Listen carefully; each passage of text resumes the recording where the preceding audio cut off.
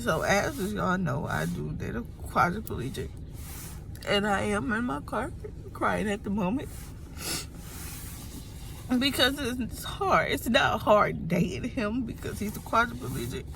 It's just hard to date him when his depression sets in.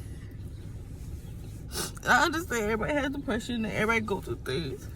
And his depression is worse because, again, his chair is down. So when his chair down, he can't do anything.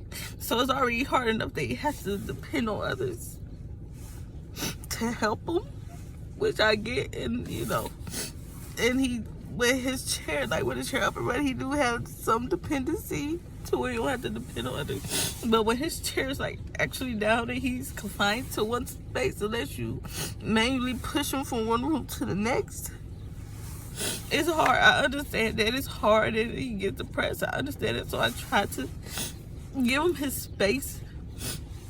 But it's harder when I trying to make him happy and get him out of the depressed state, which is the hardest and the saddest when dating a quadriplegic for me. Like, this is my first time ever dating a quadriplegic, and I love him truly. Like, I cannot see myself without him. Like, he's my soulmate.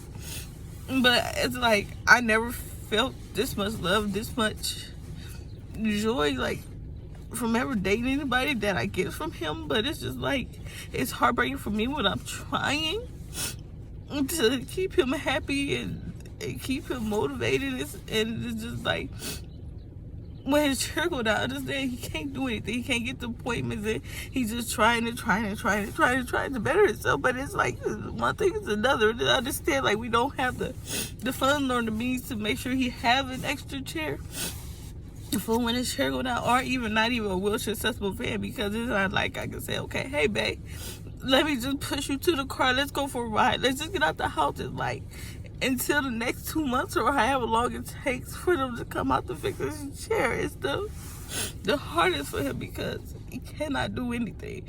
At least once a year his chair go down, and that's like normally it's around the winter time the chair go down, but this time his chair went down after they just fixed it, like put the new motors in, so he still have to wait through the process of them after getting the motor put in, and then his chair messing up, and they said that the new company that they got the motor from is the company that everybody's having complaints about motors or whatever part defaulting. But he still have to wait through the process of them setting a new motor, then come back out scheduling to put it in. But like, I'm trying. And I just want him happy. It's like he brings me so much joy, and I know that I bring him so much joy. But it's like I try to do everything. It's like I can't ask him nothing, like for dinner. I don't know where it is at. I don't know, somewhere over there. It's like I have to walk on eggshells, and it's like I understand he's still human. Everybody still have feelings. Everybody still go through things.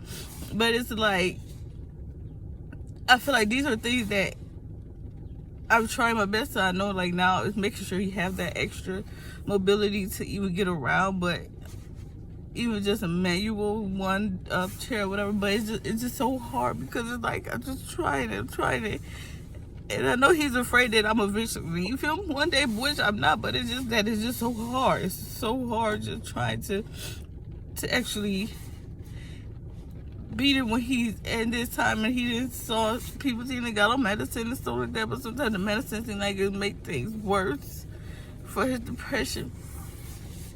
But it's like I'm just so trying, and I'm just here because it's like I just needed to vent. I had no one to talk to. Like I just needed to vent.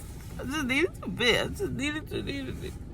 And I don't want him ever to think that I'm like gonna leave him, which I'm not. Like I said, he has truly been like a blessing to me and my son, and I love him to the fullest. Like if anything should ever happen to him, like I couldn't date again. I couldn't be with nobody. I just couldn't, because of the simple fact that nobody will ever be able to fulfill his shoes or do the things that he do and stuff like that. I understand. So like when he's in the chair, how much can he do? You'd be surprised like how much this man had done for me just as dating.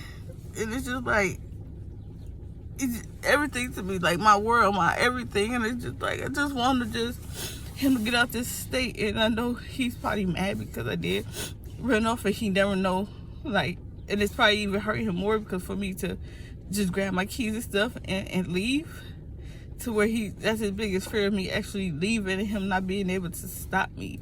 But it's like, I'm not going anywhere. Like, my son is in the house, and and then I have my daughter. Like, I would never leave her, like, I'm not going anywhere. It's just so hard. Just like, people do videos and stuff, and this is like, I see other quadriplegics and stuff, and it's like, and they make everything look so perfect, just easy, when it's not.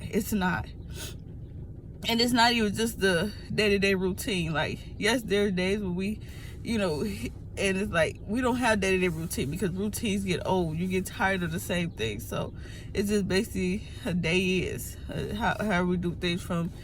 And then he has his aide, so I'm working, but sometimes he do, I have to help him in between and stuff like that. And I prefer to help him with certain things, because I know that I could do certain things better than his aide or whatever, and I want things a certain way or whatever. But like I said, I just needed to talk. I just needed to vent. So I just came here and I just needed to talk. Like depression is real. Like, I understand, like, I have my anxiety, I have, mental health and stuff is real, but it's like, it's harder and it's hurtful when you can't help those that's actually going through it at that moment. And it's for like, nothing I say, nothing I can do, from trying to watch TV to trying to find something to eat, to like, babe, you want something to drink, or babe, this and that, just trying to make him laugh. And it's like, when he's in that mood, and it's like, he don't realize it. Because for me to just tell him, like, I just called him out on it and told him, like, for the last couple of days, it's just like, the attitude is like, to where I feel like I have to walk on eggshells. I have to be careful what I say, or careful what I do, or just try to not bother him. And I understand, like, it ain't just from his depression, it's from his spasm of his legs, the sleepless nights, and things like that. But it's just hard. Like, nobody's ever told me, like, from videos I watched, that it'd be days like this, and like, no one said it'd be easy. And you have to be strong, and you have to have the mindset, the manpower, and you have to love that person. Like, you can't just go in and just, or feel like, I don't want to break this person's heart. Like, it's not that. Like, I'm never ever going anywhere, nothing like that. It's just, I just wanted to just take his depression away, and I know that I can't, but at least try to ease it. But like I said, he's confined in the room all day, and like he said, it's like being in jail. It's already bad enough he confined to his chair for the rest of his life, but to actually now his chair go down to be confined to a certain spot. And then it's like, he made all of these appointments for this week, and it's like, every time he try to make appointments to better himself, something goes wrong, to where he just can't get to the appointments. And then it's like, they looking at him like, oh, Mr. Ely, you just started back here. This is the same reason why you stopped here last time. And they look at him as if he's lying, when he's not lying. His chair actually went down. Like, he actually can't do anything because of his chair, and he's stuck with this chair for the next, I think he said he got it for another 2 years before he could actually get a new chair. But it's just heartbreaking. It's just like, they make it seem easy when it's not. It's not. Don't have to, like, enable for you to live a comfortable life as a quadriplegic and not to be depressed. Like, you gotta have 2 chairs maybe. You gotta have a wheelchair accessible van. Just because it's something like this, having his chair go down, it's like, we can go places, we can do things. Like, Bae been in his chair since he was 20. So there's a lot of things he hasn't experienced yet, like going places and traveling and stuff, to which I want to be the one to make those dreams come true. I want to be the one to travel the world with him. I want to be the one to take him to his first strip club. Never been to the strip club, nothing. Like, and it's like, I'm just trying to make everything that he missed out on come true.